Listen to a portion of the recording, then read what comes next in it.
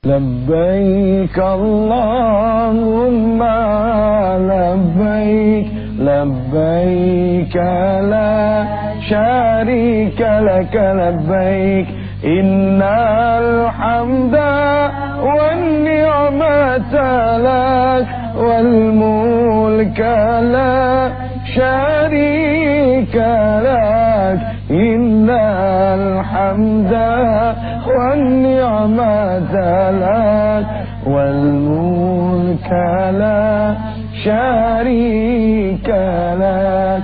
Pergi haji ke tanah suci, memenuhi panggilan ilahi, bersihkan hati, sucikan diri kepada Allah Rabbul Izzati. Tinggalkan negeri ke tanah suci, menghadap Allah ilahi Rabbi. Labbaik Allahumma labbaik labbaik la syarika laka labbaik innal hamda wan ni'mata lak wal mulka la syarika lak innal hamda wan ni'mata lak wal mulka la syarika lak. Udah, jangan diterusin sedih. Iya, biar udah kesana mah pengennya kesana bro. Makanya aneh kalau ada orang udah pergi haji pulangnya dia bilang gua kapok, berarti geblek nih orang. Iya, dibilang kapok berarti geblek gitu kan, berarti ada apa-apa di sana yang gak bagus kan begitu. Lupa ngasih salam. Kita asik-asikan ngobrol tuh, pemirsa pada ngeliatin dulu ya. Assalamualaikum warahmatullahi wabarakatuh. Segala puji bagi Allah, alhamdulillah pagi-pagi kita udah pada bangun. Emang ini pagi ya? Pagi di studio, di luar mah sore. Aduh ya Allah, salawat dan salam kita berikan keharibaan baginda yang tercinta Nabi besar Muhammad sallallahu alaihi wasallam. Baik, kita akan ngobrolin masalah haji lagi. Cuma sekarang lebih kepada sabar di dalam berhaji. Kemarin belum tuntas tuh. Yang pertama ngomongin niat sama duit, ya, sebagai manis atau modal bisa berangkat. Yang kedua masalah ilmu. Jadi kalau orang pergi haji tanpa ilmu udah repot. Bikin kue saja harus pakai ilmu. Coba kalau bikin kue kagak pakai ilmu jadinya bantet. Iya kan? Iya, yang bikin aja kagak doyan makannya, apalagi orang lain kan begitu. Nah, apalagi urusan haji. Kalau kita pergi haji pakai ilmu, itu masuk masjid aja pakai kaki kanan masuknya. Karena pakai ilmu, tahu. Gitu kan? Jadi begitu masuk masjid aja kaki kanan. Kaki aja udah taat sama Allah. Karena dia tahu kalau kaki kiri masuk ke WC. Dia itu masjid, kaki kanan. Begitu masuk, Allahumma antas salam. Itu doanya tuh. Wa minkas salam wa ilaika ya'udus salam. Fahayyina Rabbana bis salam wa adkhilna al-jannata daras salam. Tabarakta Rabbana wa ta'alaita ya dzal jalali wal ikram. Baru masuk pakai kaki kanan udah dikasih keselamatan sama Allah. Bahkan diteruskan, Allahumma ighfirli dzunubi. Ya Allah, ampuni dosaku. Baru masuk masjid udah diampuni sama Allah. Waftahli, minta dibukakan abwaab rahmatik, minta dibukakan pintu rahmat. Masuk ke dalam Masjidil Haram ya. Kalau bisa lewat babus salam karena sunnah dapat pahala tambahan. Tapi kalau enggak ya enggak apa-apalah ya, soalnya ribet karena begitu banyak orang di sana. Masuk, lihat Ka'bah, bohong kalau nggak nangis. Bohong kalau tidak meneteskan air mata. Tapi ada juga yang begitu melihat Ka'bah, oh biasa-biasa aja. Dan jangan disalahin dulu. Karena hati orang masing-masing. Ya, ada yang begitu baru tawaf ngerasain. Ada yang tawaf tuh nggak ngerasain apa-apa. Begitu tawaf wajah pas mau pulang baru ngerasain. Ya Allah, baru tuh. Ada yang begitu, jadi macam-macam hidayah itu turun.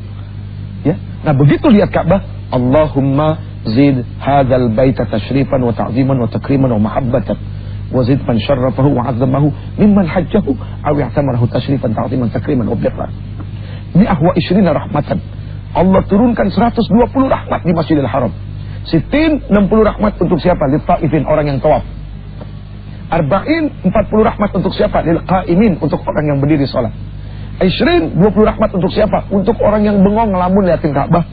Kita di sana ngelamun begini Bu, mulutnya mangap liatin Ka'bah. Sudah 20 rahmat. Bahkan di dalam satu kitab diterangkan setiap satu kejapan mata. Tuh 20 rahmat. Tuh 20 rahmat. Makanya mau bunuh saya begini. Tuh berapa coba? Ih nggak percaya serius. Bener ini.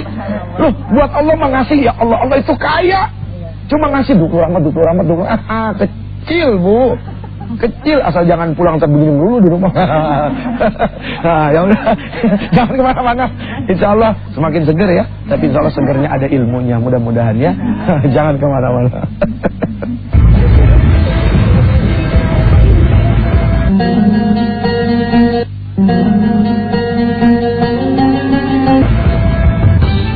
Baik pemirsa, yang insya Allah dimuliakan Allah Subhanahu Wa Taala.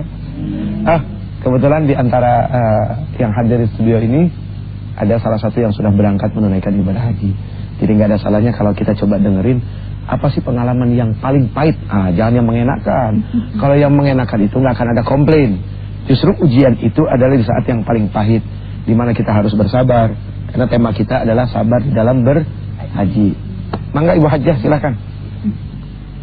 Assalamualaikum warahmatullahi wabarakatuh. Ya, waalaikumsalam warahmatullahi wabarakatuh. Saya sebenarnya sih kepengen ceritanya yang enak Pak Ustadz, tapi berhubung suruh cerita yang nggak enak, jadi pengalaman saya yang enak di Tanah Suci ya Pak Ustadz. Saya waktu di Mina, memang itu kan ya namanya kamar kecil terbatas ya Pak Ustadz. Betul. Jadi saya di sono kan ngantri, ngantrinya sampai panjang banget Pak Ustadz. Kemana? Sampai ratus-ratusan nih. Ngantri ngapain? Kemana ya, ngantri mau kamar kecil. Kamar kecil ya. Itu memang perlu sabar banget Pak Ustadz. Tapi kadang-kadang yang namanya ibu-ibu banyak nggak sabarnya ya Pak Ustadz. Saya di situ tuh ya Allah, ini pengalaman yang gak enak itu Pak Ustadz bagi saya gitu. Karena di situ memang dites kesabaran oleh Allah. Terus dan masalah itu juga Pak Ustadz di Mina itu kan kalau masalah makan ya Pak Ustadz ya. Itu juga kan juga sabar ya Pak Ustadz. Ngantri juga Pak Ustadz sama. Jadi itu bagi saya itu pengalaman yang kurang enak di sono gitu. Ada yang lebih pahit lagi nggak Bu? Kalau saya yang lebih pahit lagi kayaknya nggak ada Pak Ustadz. Oke. Kalau gitu saya yang cerita pengalaman yang paling pahit ya. Ini saya singkirin dulu nih pengalaman. Ya, jadi begini ceritanya nih. Kalau saya nih, waktu pertama kali saya umroh, berangkat tuh diajak umi saya. Setiap saya sholat, ya pas sujud ada aja yang nendang saya Bu. Peletuk. Iya. Hampir sekali waktu saking saya kesel, sholat belum kelar saya bangun. Bisa kesel gitu kan. Ini orang gimana gitu. Apa nggak ngerti orang lagi ibadah nggak boleh jalan di depannya. Artinya apa? Ternyata tidak semua orang ngerti. Oh iya, di sana kan pada pakai sorban. Nah, tukang taksi juga pakai sorban di sana mah. Iya, tukang sapu aja bawa tasbih kemana-mana, itu sama aja gitu kan. Kalau di sini kan orang pakai sorban kepala, sudah menandakan kesolehan gitu kan. Jadi nggak jadikan satu jaminan. Makanya kenapa ada satu istilah, kalau kita pergi haji bawa uang 3 karung, jangan lupa bawa sabar 7 karung. Sabarnya harus lebih banyak. Bukannya apa-apa, berkumpulnya orang satu dunia di satu tempat, berbeda karakter, berbeda sifat, ya kan, berbeda kebudayaan. Itu bagaimana? Apalagi kita tahu bahwa orang sana itu kan keras-keras. Lihat aja dari tanahnya yang kering, batu-batu di mana-mana, itu menandakan. Iya, sekali waktu saya bawa Bu, kebetulan dia jagoan kan. Duduk sebelah saya udah ngasih tahu, Bang, sabar ya Bang. Jagoannya ditinggal dulu. Tenang Jack, insya Allah saya udah mantep. Oh ya udah bagus, cakep. Begitu dia lagi duduk, zikir enak, Allah, ada yang ngelangkahin. Maaf ya, kan ngelangkahinnya begini nih. Kalau di sana mah nih, kamera. Kan kelihatan gini nih. Itu kita lagi duduk nih Bu. Ini maaf ya kaki ya. Itu main langkain aja begini. Kita dilangkain begitu. Iya dilangkain. Itu mah masih mending Bu. Ada yang udah kepalanya diginiin, terus dilangkain. Nah, jamaah saya yang tuh begitu, yang jagoan tuh digituin, begitu diginiin, silat. Mana lu katanya? Wah, dia silat, mau dipukul orangnya. Aduh ya Allah ya Karim. Nah, itulah kenapa dibilang mesti bawa sabar. Tidak sabar juga berarti dia ya Ustaz ya? Sangat manusiawi ya, artinya bahwa segala sesuatu bisa saja gitu kan, kita kecolongan. Nah, kita sebagai orang yang menemani ibadah wajib untuk saling mengingatkan. Soalnya kalau tidak sabar tidak akan bisa. Ibadah apapun sebetulnya. Sama termasuk kita sholat di rumah, kalau tidak sabar bagaimana? Allahu Akbar. Kalau kita tidak membawa sabar dalam ibadah bisa repot. Alhamdulillah. Mau ngapain? Baca Quran kalau tidak sabar bagaimana? Segala sesuatu mesti membawa sabar, apalagi pergi haji. Nah, buat orang-orang yang di negerinya dikenal orang banyak, kalau ingin menguji hati, pergilah ke satu negeri di mana orang tidak kenal dia.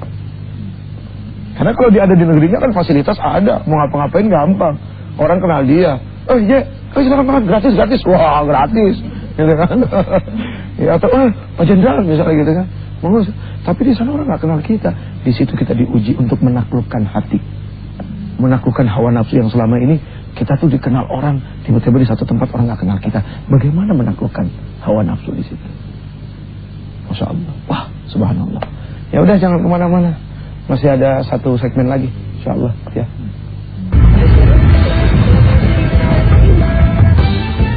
Baik hadirin yang insya Allah dimuliakan Allah Subhanahu Wa Taala. Siapapun manusia pasti kepengen ya bisa pergi menunaikan ibadah haji, apalagi sekarang haji itu susah Bu. Yang daftar sekarang belum tentu bisa dapat sekarang, bisa nunggu 3 tahun sampai 4 tahun. Makanya 4 tahun belakangan ini saya nggak berangkat. Saya cuma berangkat umroh setahun 2 kali. Alhamdulillah gratis, nggak pernah bayar, bahkan pulang malah dikasih duit. Alhamdulillah. Alhamdulillah. Itu rezeki namanya dari Allah. Ya, duh ya Allah ya Karim. Nanti kalau ada yang berangkat, jangan suka ngeberatin.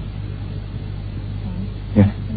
Iya, terkadang kan keluarga itu ada hawa, ya manusiawi lah ya, namanya ditinggal gitu kan ya. Cuma jangan terlalu diberati. Kesian nanti yang berangkat juga di sana tidak ikhlas praktek ibadahnya karena kepikiran sama anak-anaknya. Saya aja harus mengikhlaskan istri saya. Sampai sekali waktu saya tanya sama istri saya, "Mi, 28 hari kamu pergi, kamu pikirin syahwat saya nggak?" Hebat dong seorang suami mengizinkan istrinya pergi haji, apalagi yang sampai 41 hari ditanya. Apakah sang istri sudah bertanya kepada suami, "Abang, bagaimana dengan syahwatmu?" Minta keridoannya suami. Dan suami pengganti orang tua. Seorang istri kan wajib mendengarkan suaminya dulu daripada orang tuanya, karena sudah diserahkan kepada suami. Tidak boleh marah. Kan ibu juga didahulukan oleh anak-anaknya karena punya surga tuh. Disebut sama Rasul 3 kali tingkatannya lebih hebat dari bapak. Berarti kan Allah adil. Siapa bilang perempuan dinafikan? Siapa bilang? Derajat yang lebih tinggi 3 kali daripada laki-laki. Coba, apa itu bukan keadilan Allah? Gitu kan? Nah, yang merasa tidak adil berarti tidak paham tentang dirinya, sifatnya menurut agama, hanya menurut hawa nafsu. Kan begitu. Nah, saya bilang sama istri saya begitu. Dia cuma bilang, "Terserah Abi." Artinya apa itu? Artinya ya Abi mau ya jaga diri baik-baik gitu. Terus jaga diri baik-baik. Ya makanya Masya Allah, jangan diberatin. Sama sekali jangan diberatin. Termasuk jamaah tuh. Kadang-kadang jamaah kan masih ada kebiasaan begitu musafah ya salaman ya. Terakhir kita kan sambil talbiyah, itu kan ada yang ngasih amplop nih. Jangan ngasih amplopnya 5.000, minta kerudungnya 3. Itu ngeberatin namanya. Jangan lupa ya kerudung 3. Orang diberatin mau oleh-oleh. Ini ngomong-ngomong kalau kita di sana doyan belanja boleh nggak? Boleh selama ibadahnya masih benar. Dan di sekeliling Masjidil Haram itu pasar semua. Boleh. Kan belanjanya orang yang berhaji buat apa? Buat oleh-oleh, buat nyenengin orang-orang yang ditinggalnya, kan begitu. Berarti nggak apa-apa. Menyenangkan hati orang yang ditinggal. Cuma ingat, orang pergi haji sebisa mungkin tidak berhutang. Loh, memang begitu. Ya repot. Lah, hajinya dengan berhutang. Ya kan, hajinya ngutang. Di sono meninggal. Yang mau bayar siapa? Seandainya kita ditakdirkan Allah masuk dalam surga, tapi karena kita berhutang, ditahan sampai orang yang dihutangin itu ridho. Nah, kalau dia tidak ridho bagaimana? Jadi banyak orang memaksakan haji sampai sebetulnya tidak boleh. Bahkan termasuk harta daripada berhaji itu dipikirkan apakah dari harta yang baik atau yang tidak. Ada istilah Rasul Mal, asal muasal harta itu dari mana dia dapat. Soalnya kalau seandainya dia berangkat haji dengan membawa harta yang haram, begitu sampai di tanah suci, aku tolak kedatanganmu, kata Allah. Kadang kau datang ke sini dengan membawa harta yang haram. Oh. Makanya betul-betul dipikirkan, karena ibadah itu harus yang bersih. Iya kan, ibadah harus yang bersih. Mana mungkin mencuci baju kotor dengan air kencing. Itu aja lah ya, sederhana ya cara berpikirnya. Masa mencuci baju dengan air kencing? Kita ingin mensucikan hati, tapi dengan harta yang haram, dan tidak bisa harus dengan yang bersih. Kan begitu. Nah sekarang bagaimana dengan orang yang merasa bahwa wah kita belum dapat panggilan, siapa bilang labbaik Allahumma labbaik, ya Allah aku datang memenuhi panggilanmu. Lihat kalimatnya, aku datang memenuhi panggilanmu. Berarti udah dipanggil, cuma nyautnya aja yang kagak. Ada yang budak, ada yang enggak. Budak bukan budak begitu. Itu di atas budak, Bu, itu budak mah.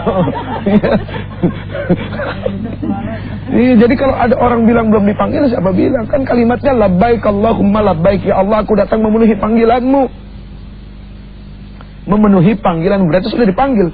Wa adzin finnasi bil wa adzin finnas bil haji ya'tuka rijalan wa ala kulli dhamirin ya'tina min kulli fajjin 'amiq. Itu kan ada dalam surat Al-Hajj di situ. Mana surat Al-Hajj nih? Mana? Repot lagi nyarinya ya. Ya pokoknya di situlah ada dalam surat Al-Hajj ya. Artinya bagaimana Nabi Allah Ibrahim itu memanggil. Ya, Nabi Allah Ibrahim memanggil. Ya kan? Di mana Nabi Allah Ibrahim memanggil? Di Jabal Abi Qubais. Di mana itu Jabal Abi Qubais? Gunung Persis sekarang dibangun istana raja. Di situ Nabi Allah Ibrahim memanggil, wa adzin fin nas bil haji ya'tuka rijalan wa 'ala kulli dhamirin ya'tina min kulli fajjin 'amiq. Itu Masya Allah. Ya, jadi kita sebetulnya sudah dipanggil, cuma tergantung dari niat dan usaha kita mau memenuhi panggilan itu atau tidak. Kan begitu. Ya Rabbana,